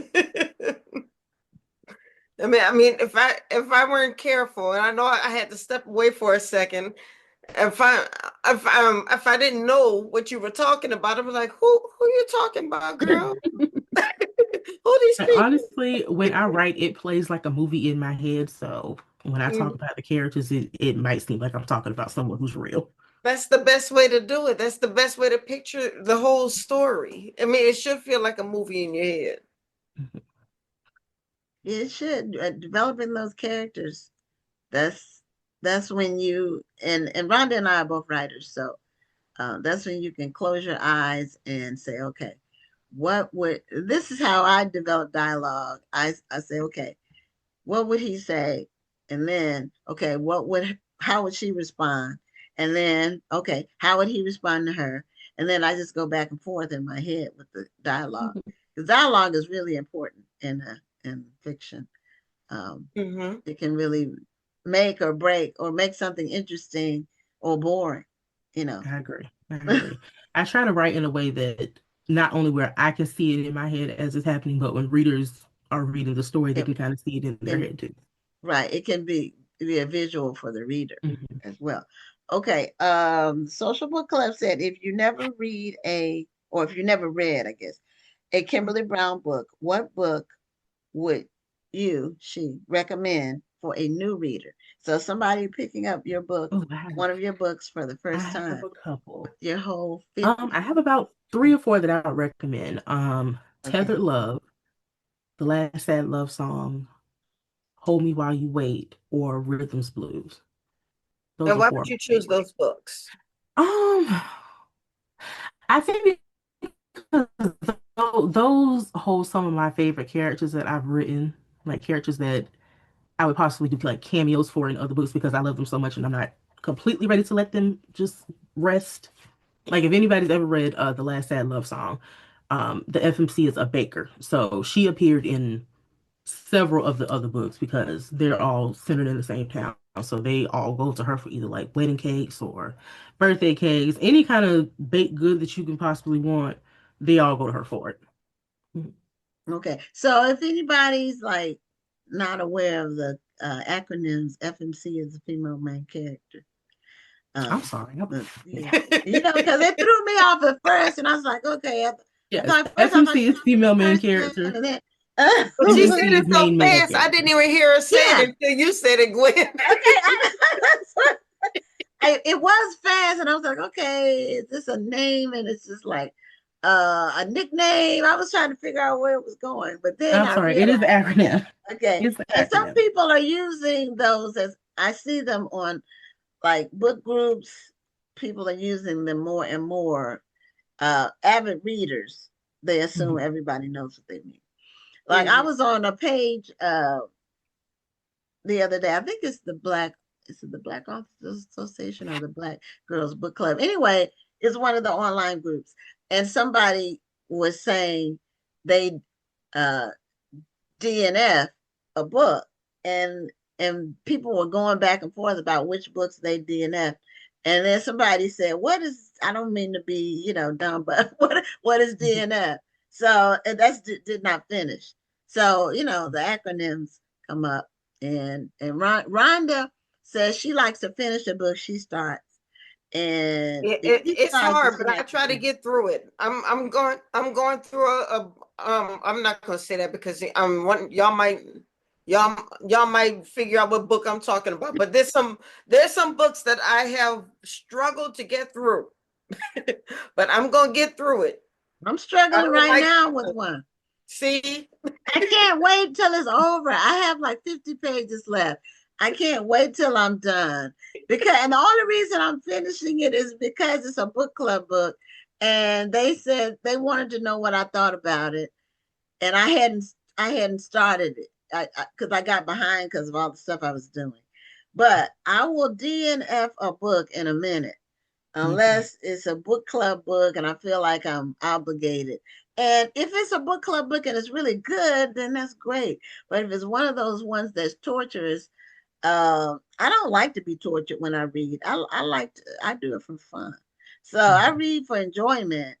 And so when a book is like, where the plot, the one I'm not gonna of course say the book, but when the plot is just so fantastical or unrealistic that I can't, even if it's a somewhat fantasy, which I don't read fantasy books, maybe that's it. This book is like in a fantasy genre, and I don't read fantasy books, so it's so fantastical that it's like this wouldn't happen. That wouldn't happen. She wouldn't do that. And so I'm doing that the whole time I'm reading. Kimberly, will you DNF a book? I will. If I can't get into it, I will put it down. I figured you would say that, Kim. You seem like a DNF type of girl. If I'm not into it, or if I can't get into it at the moment, or if it's not my cup of tea, I will put it down. I don't mind that. Yeah, it just might take me a while, but I do try to get through the book. Now there have been some times where I've struggled to get through the book, and then I'm mad when I get to the end because the end isn't even satisfying. But then you took all that time. Time is too precious. It's too, and the books are too plentiful. Well, I have that FOMO though. I'm so scared that it's gonna be good at the end that I want to keep on going. If somebody insults me by forcing me to read 300 pages and only the last 15 are good, I don't want to read it anyway. I feel like I'm being tortured when I'm reading a book. That's why I stopped editing, Rhonda. I edited for years. Oh yeah. But I can't get started with that. Reading a bad book and having to read it word for word all to the end, it was torture. I just couldn't do it anymore. So every different people have different reading goals and styles and things that they want out of a book. I want to enjoy whatever it is. It doesn't it doesn't have to be and I know I'm not big into this is another thing. This book I'm trying to finish. Not only is it fantastical, I don't even know if that's a word, but I think that is a word. But it's one of those literary genres. Like it's like high literature. I need low lights. I need just the basics. I need a story that's linear. It can go back and forth, but it has to make sense. Anyway, Kimberly, that is an aside, but it really isn't, because it's about how writers write and how readers read. Mm-hmm. And the way play is play. Oh, sorry. So Kim, now you have today's your release day. Mm-hmm. Do you have any signing events or any release events coming up that we should know about? I will be at Jaquel J's event in Brooklyn in July. Okay. I'm taking a break from doing so many events next year because I've been on go for the last 2 years, and I needed a little bit of a break. So I'll be there, and then I'll be at my event with Aisha Bree in October for Southern Hearts and Sign Kisses. Now, Tony Bonita says she forces herself to finish when she starts. See? And Tony Bonita reads a gazillion books. In fact, Tony, have you read any of Kimberly's books? And she's commented, so she's watching. So I want to know if she's read any of your books so far. But Tony, do you know Mama Tony, Kimberly? Have you heard about Mama Tony? She's an avid reader. She's everywhere. And she reads a ton of books. She had her number that she had read for the year, like 6 months in, and it was like, okay, I'll never even be close to anything like that. But she reads 3 or 4 books a week. So she's a avid reader. So oh yes, she said yes, she has read at least one book by you. Thank you. Are you going to, somebody asked, are you going to write non-romance books in the future? Because the romance genre is overwhelming sometimes. That's what the person said. I have a couple of different genres that I want to test out. I want to do like a thriller, suspense, maybe a horror. Once upon a time, I said I wanted to write a fantasy, but I think it would take me so long to write that because it is so much world building and so much. It is a lot. I feel like I have to do so much plotting before, like so much planning before I can even get to plotting out the book. So that would take me too long. So I'll stick to reading it if I want to indulge in that. But as far as writing it, I probably won't. Yeah, some of the fantasy books are thick. They're like 500 pages. The one I'm reading isn't, but it feels like 500 pages. See, that's the thing. If a book is really good and it moves, it seems like it's short. Even if it's long, it'll seem short. I read some excellent 500-page books that didn't take me a long time to read them. But you can take a 200 or 250 pager that's just like pulling teeth, and that's where I am now with the teeth pulling. So yeah. I like a book that feels like it's moving. I mean, the Reformatory was a long book, but it did feel like it was moving. It did move. It was just sad. It was like very heartbreaking. Yeah. And I think it was based on a true story or some true events. So I'm almost positive it was based on true events. She fictionalized it, but it was based on true events. Hold Me Till You Wait title. The title didn't make sense to the actual book. Is that one of your books, Kimberly? Hold Me While You Wait. Yes. Okay, Hold Me While You Wait. Sometimes the author steps outside their genre. A time is had. That's what it is. Social book. Yeah, sometimes, because I write in multiple genres. I only have 2 fictions.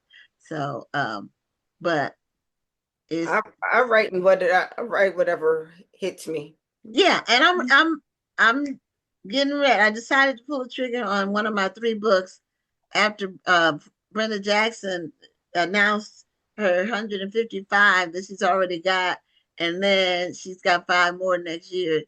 And I'm like, okay, I need to get one of these 3 that I have on hold. I need to pull the trigger on it. So I will be releasing a book next year, at least one. It's not going to be fiction. So fiction takes me a long time to write. It's going to be a nonfiction, more like how to. But have you ever done any nonfiction writing, Kimberly? I have not. I prefer to, you like making it up stories and creating the world. So you do have a fantasy book, you said, at least one fantasy? No, you said you were thinking about writing fantasy.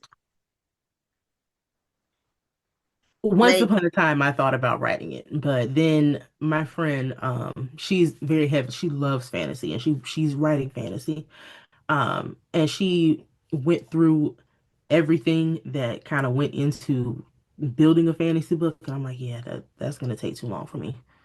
It's gonna take way too long for me. That world building is everything has to make sense when you build that world. It might not be the real world, but it's still got to make sense. It has to make sense for the book. So yeah. It's a growing genre though. There's a lot of books being released in that. And they had some avid readers, people that are constantly looking for more. So kudos to those who can write those kinds of books. As well as now romance is there are a lot of romance writers, more than there, like in the last couple of years, seemed like there's been an explosion. Do you feel like that, Kimberly? I have seen a lot of, I think in recent at least in the last year or so, I've seen a lot of people that I've known as readers step into the writing world, and I'm very happy for them with that.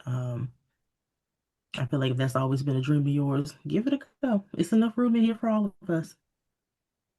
It is. The romance genre is it has to have a happy ending. Mm-hmm. So that's like what the romance readers expect from Yeah. from a romance. It has to have a certain formula. It's Mhm. got to fit the formula. Yeah, it's got to fit the formula.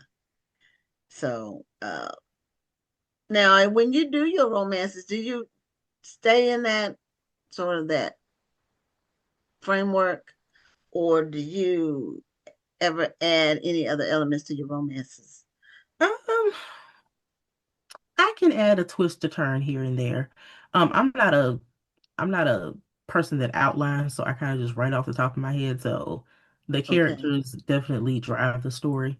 Um, I tell people the voices in my head work for me. So however they say the story is gonna go, that's usually how it goes. Okay. Well, we're at the end of our time. Can you show us the cover of your book? Your newly released book, one more time, Where Secrets Find I really Solace. like that cover. It's That a is so beautiful cool. cover. It's wherever books are sold, and it's under the Black Odyssey Media umbrella. Mhm. So thank you so much, Kimberly, for being a guest on the show. And Thank you for having congratulations on me. your latest release. Thank And you. we're sure we'll be seeing you in the future. You will.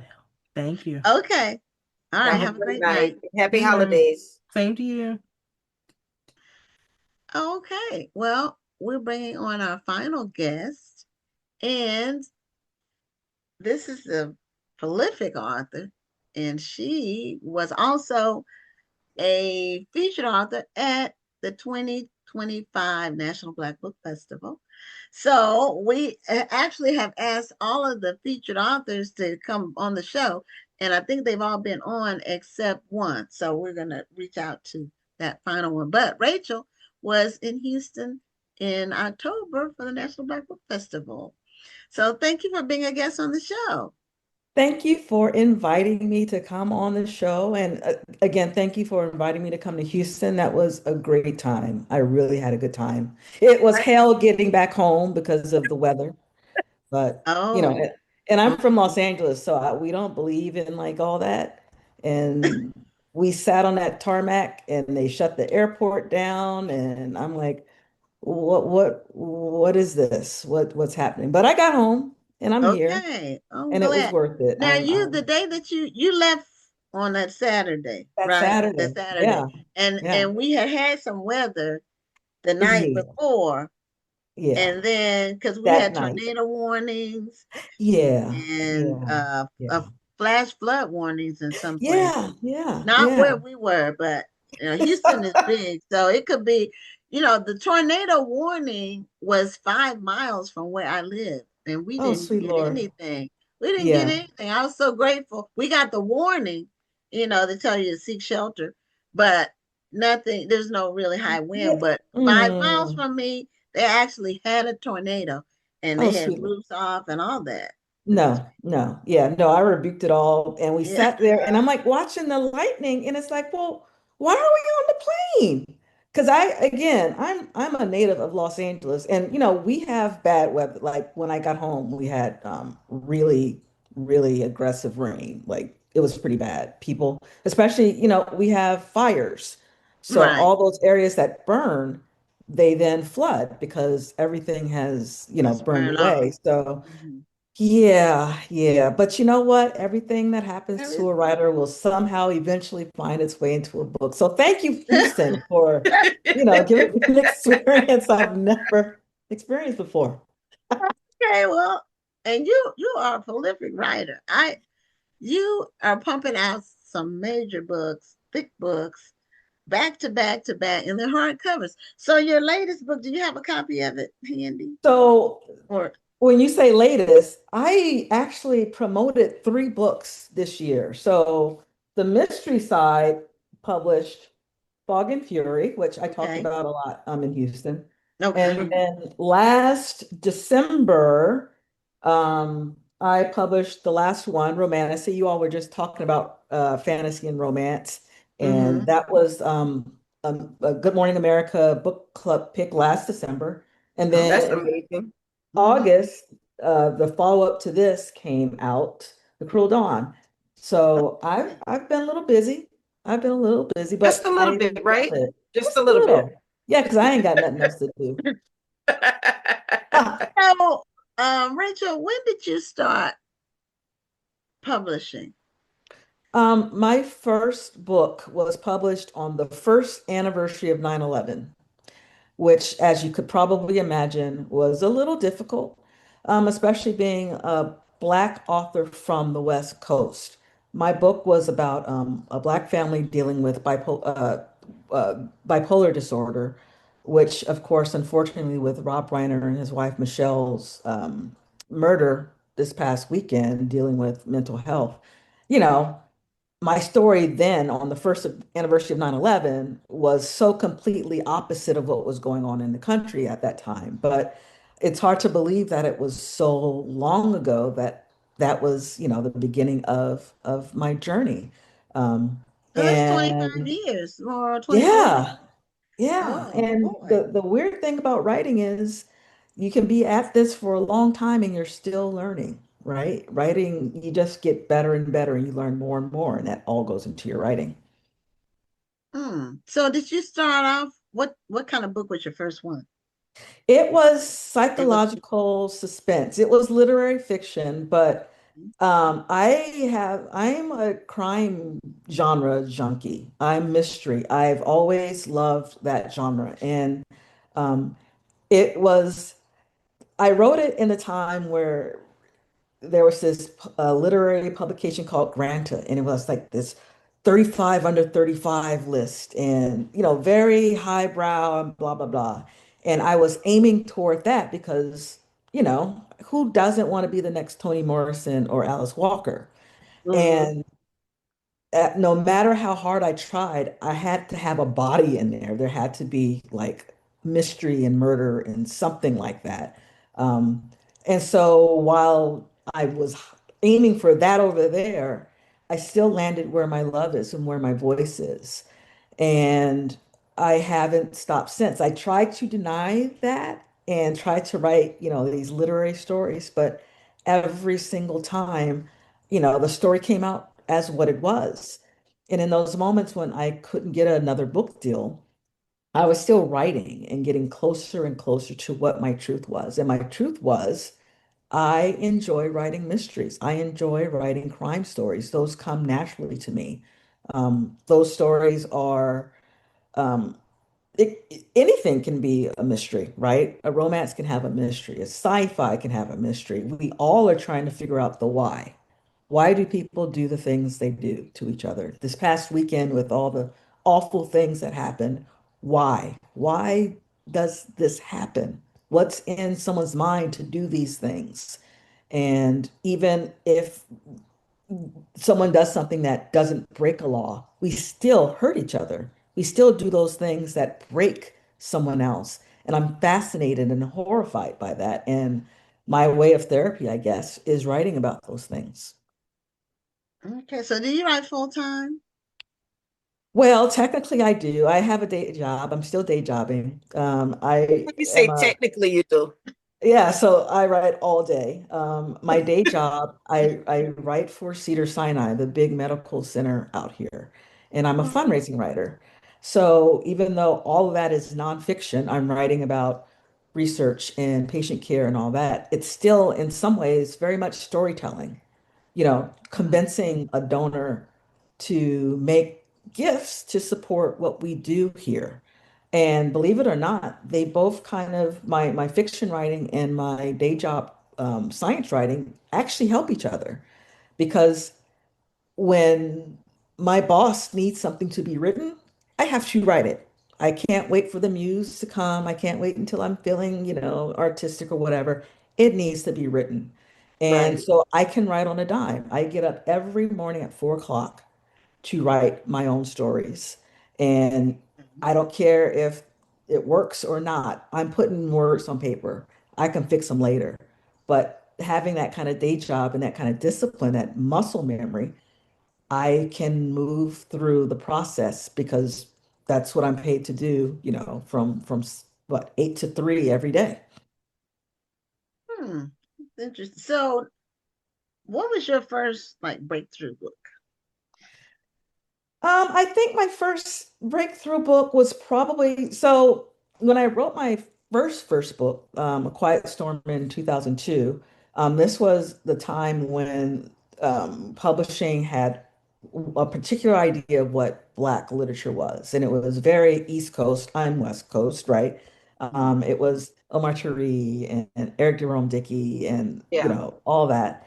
And New York Publishing didn't think my voice was Black enough because I didn't come from the South and I didn't come from the East Coast. And yeah, we talk different sometimes out here, but we're still Black and we're still going through what everybody else is going through. We just have a big blue sky out here, right?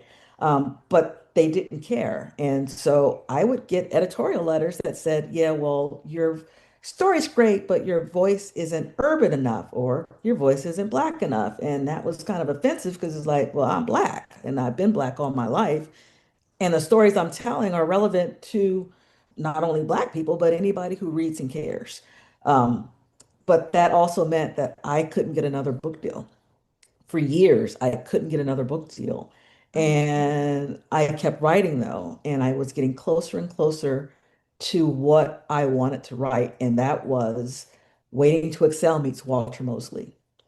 And once I decided that's what I wanted, and once I had experienced a lot of living, this was in my 30s, and 30s is when, your body decides to like make weird tumors, or your husband gets laid off, or you miscarry, or your parents get sick. 30s is when like hard ass living comes, right?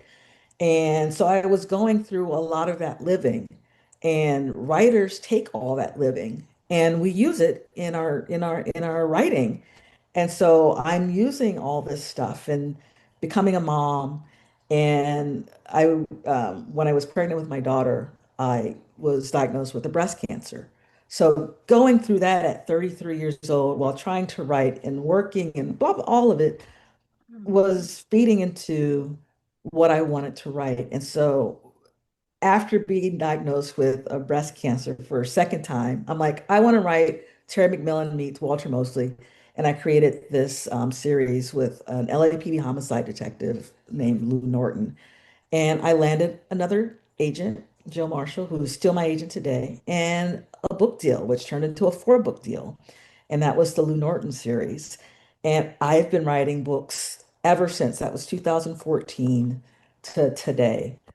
So that could be considered my return to writing. And it sucked that that I had that moment where nobody wanted to buy my stories, but I did self-publish in those years, and I did learn a lot about myself and about pain and disappointment, sadness, triumph, all of it. And it fed into everything I was writing. As I listened to your story, around this time was the boom of urban fiction. Yeah. And this was also the boom of erotica.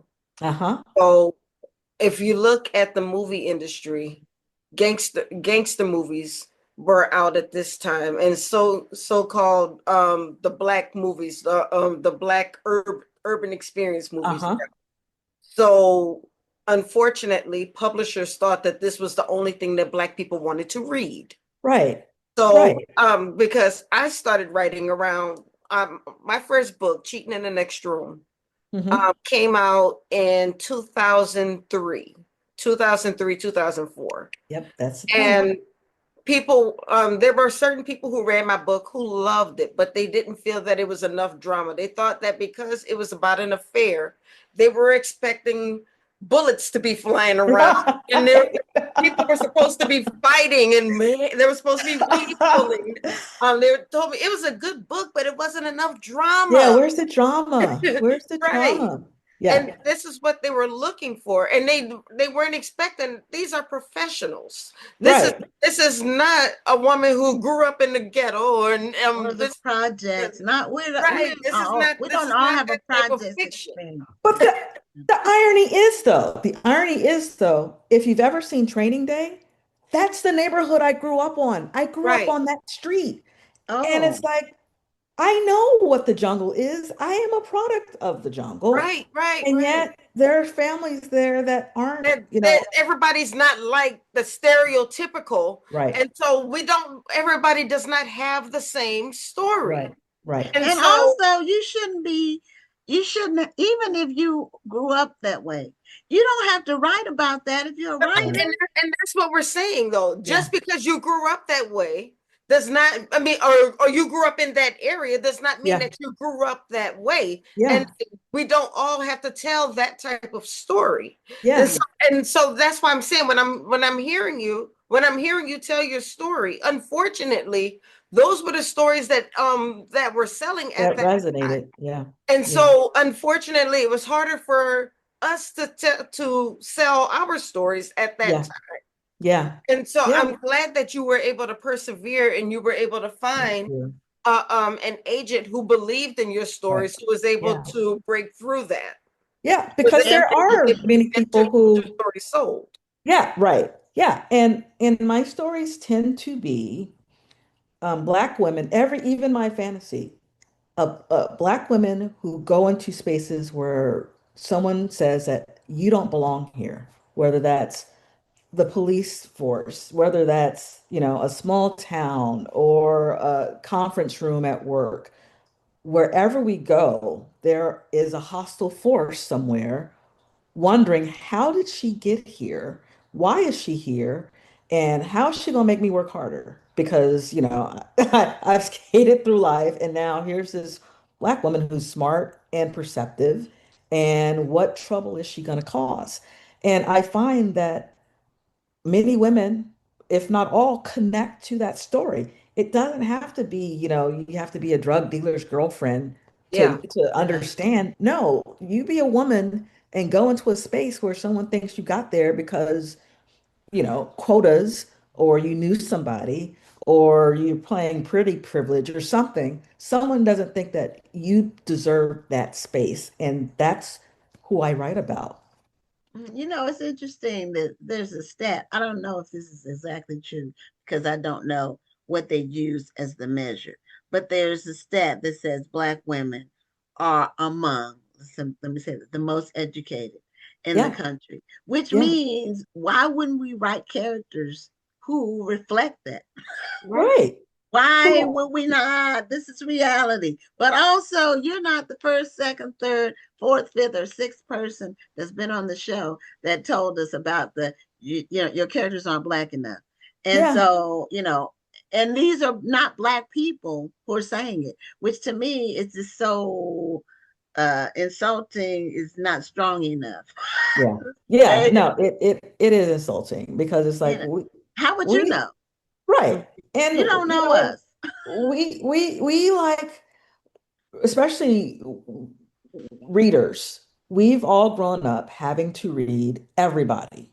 Yes. And because of that, I think that lends to our education. Like I grew up reading, the first book that really had an effect on me was Ramona the Brave, Beverly Cleary, and then Stephen King. Stephen King wrote about a place that spoke to me, this town. Of course, I didn't know what the hell Bangor, Maine was, but I was scared of clowns and I was scared of sewers. And he wrote about kids who were scared of clowns who lived in sewers. And it's like, I get that. I read Jackie Collins because who didn't want to be an Italian mob princess? I read B.C. Andrews' Flowers in the Attic because that shit was weird. It was and I don't even know what's going on. I read Sweet Valley High and Super Fudge growing up. Right. We had to read everybody because, and that's why I thought that the only thing I could write had to be like these very important books, like with, that always discussed the problems that we have and nothing genre related. And it wasn't until, again, Terry McMillan put contemporary Black women in Yes. these pages that it's like, oh, okay, I can write about like what's happening to me right now. Mm-hmm. And that's one reason why I love mystery, because I can still talk about racism and sexism and classism and all these important things, Mm-hmm. but doing it in a way that people are flipping the pages and feel like they're not being preached to, Yeah. that they don't have to have a PhD or do close readings of. It's the reason why I think we still have thousands of CSIs and NCISs and SUVs and all that. People want to feel that they're getting some inside information on how to survive. Yeah. Mystery, in my opinion, is the modern campfire story that have, we've been telling these stories for centuries and millennia, saying, don't go over there in that dark space because bad things happen. And that's the power of mystery. And that's why I really enjoy it, because again, it can be entertaining, but it can also be informative. I mean, Jesus told parables for that same reason. It's like very, very complicated things, but I'm going to help you understand it in a way that reaches you, that you get it and you can see yourself in that situation. Now, Rachel, I gotta apologize to you because I read so many books preparing for Houston that I told you I read your book thinking it was your book and it wasn't your book. I had That's fine. actually read How It Ends. Oh, that's what you meant. Okay. Yeah, That and I was, kept saying I kept referring to a different book, and I was like, and then I went back and looked. I'm like, that's not the book that I read. I knew, yeah. But I knew you had, yeah, you had a lot to do. Oh, And the sound She was good. It was did. a lot going on. there was so much going on, She Yeah. but did, and she's been our literary correspondent for the festival for 7 years, I want to eight, say, yeah, maybe 7, 8 eight. years. Yeah. Yeah, and we've had this show for five, going on 5.5. Wow. So Wow. yeah, every Tuesday for 5.5 years. We've missed a few Tuesdays, but not many. But How It And Ends was fun to write. That was Yeah, a fun it was story. fun to listen to. I listened to it on audiobook, Uh-huh. and Yeah. I was like, man, I was like, well, who in the world attacked her? Because I was siding everybody. Yeah, that was fun. And that's the fun thing about mystery and crime. Like I can't even remember what inspired that story, but I probably read something crazy in the news that actually happened, and it's like, oh, I want to somehow use that to Mm, tell this story about, a married woman who I think what was happening then. I'm at the point in my life where a lot of my friends, we all got married around the same time, and some are now divorcing and some are still staying married. And there's some divorces that are like, oh my gosh, this is scary. And it was probably inspired by one of those disintegrating marriages that seemed a little dangerous to me and worse. And so I mm. wrote How It Ends. So yeah, yeah. yeah, it's amazing. I mean, just in real life, people can start off so in love and then Yeah, end up Yeah. like hating each other, and Yeah. really it's like, where'd the love go? You know. Yeah.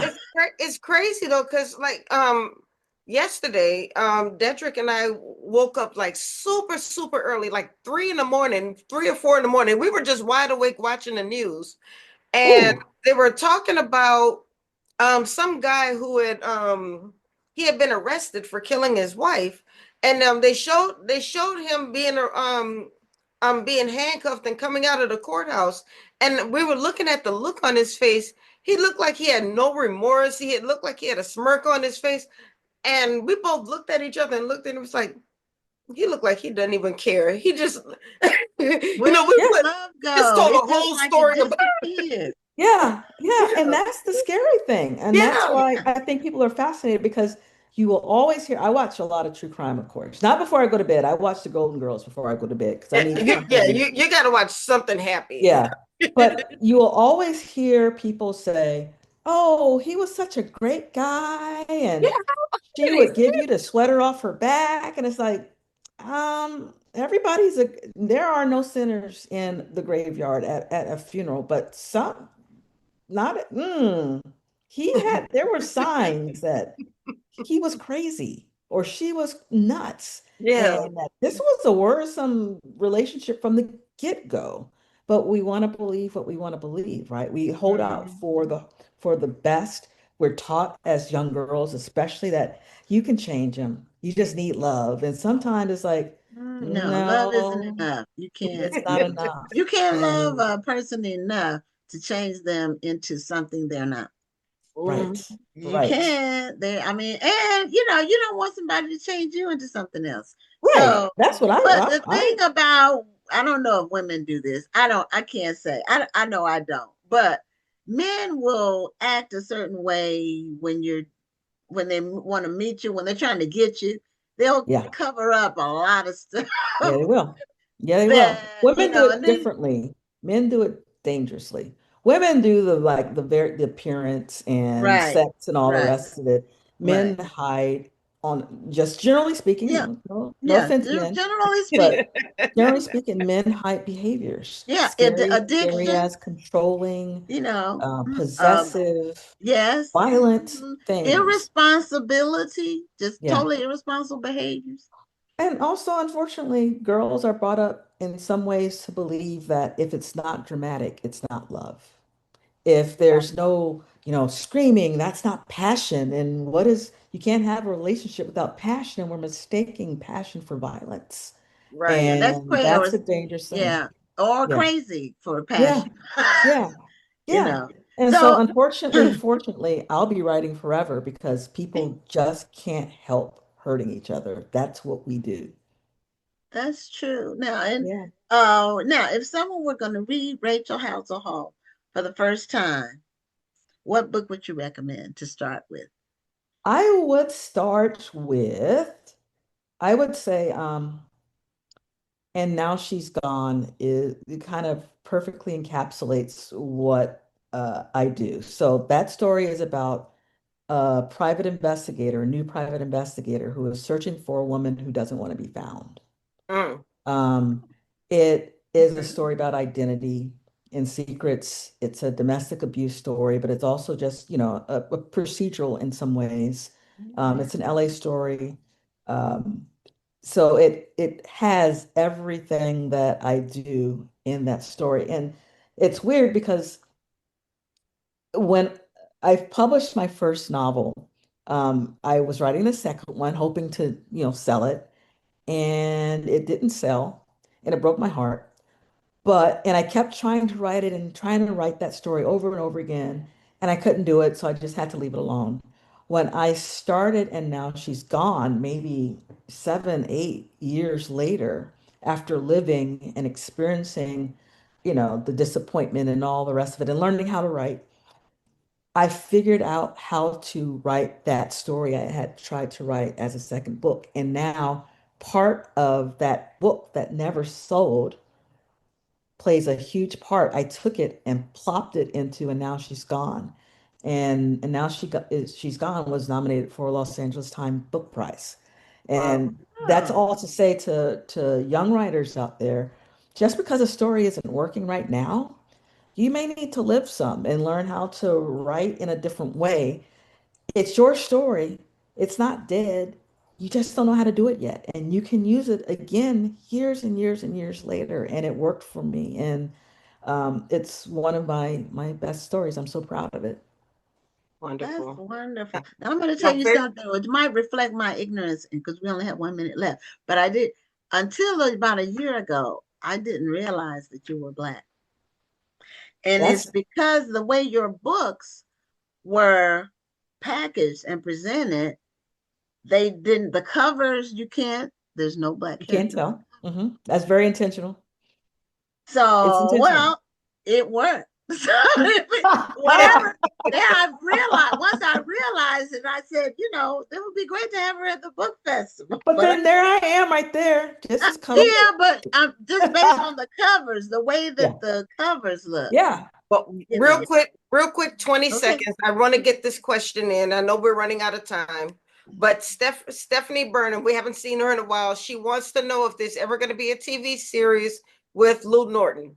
We're trying. We're trying. One day, if not Lou, then Sonny Rush, who is the star of the new series in Vogue and Fury. We're working hard on trying to get it up because she deserves a story. Black women deserve to see a detective up on the screen. Okay. We're gonna have to petition. Yeah. Okay. Well, thank you so much for being a guest on the show and for being a featured author at the National Black Book Festival. Thank you so much for bringing me on again. Yeah. Thank you for being here. Happy holiday. We'll be looking for your next book after this, but I'm going to check out the one that you mentioned today. Yes, and now she's gone. Now she's gone. I'm going to get it in my shopping cart tonight. So anyway, take care, and we'll be seeing you soon, hopefully. Yes. Happy holidays. Happy holidays. Bye-bye. Okay, well, that's the end of our show. And this is the last show for 2025. We won't be back for the next 2 weeks because of the Christmas and New Year week. So we will be back on January 6th for our next show. It's already booked up, and the show after that is completely booked. We're going to have a great lineup. So anyway, happy holidays and happy New Year to everybody. And we love you all so much for tuning in and for supporting this show. I'm Gwen Richardson signing off. And I'm Dr. Rhonda Lawson. Had a wonderful evening, a great week, and happy holidays. Bye-bye. Thank you for tuning in, and join us next Tuesday at 7 p.m. Central, 8 p.m. Eastern for another edition of Black Authors Matter TV.